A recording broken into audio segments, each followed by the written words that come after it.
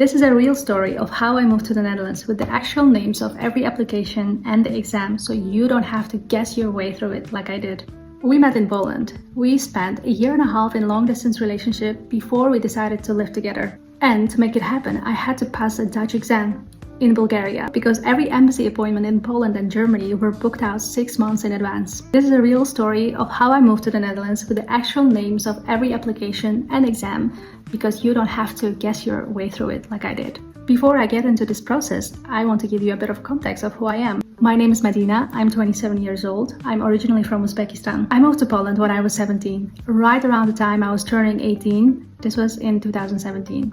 I studied in the University of Wrocław in a program called Business and Administration. I did a 3-month internship and then worked in finance for 3 years. That's actually where I met my husband. He's Dutch and he was in Poland on a long-term engineering project.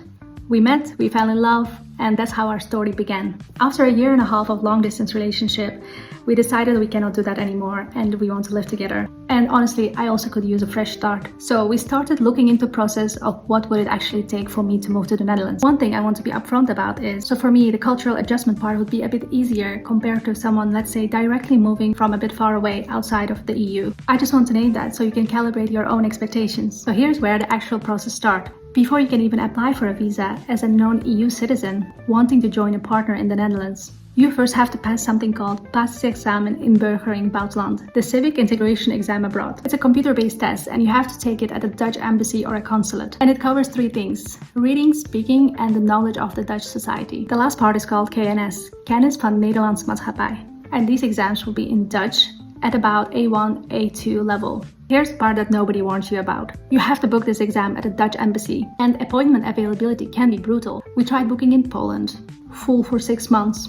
Tried Germany, also full for 6 months. The closest available spot we could find was in Sofia, Bulgaria. So that's where I went. Did the exam at the embassy on the computer, and thankfully I passed. If you're planning this yourself, check appointment availability across multiple embassy locations, not just one in your home country. It can save you months.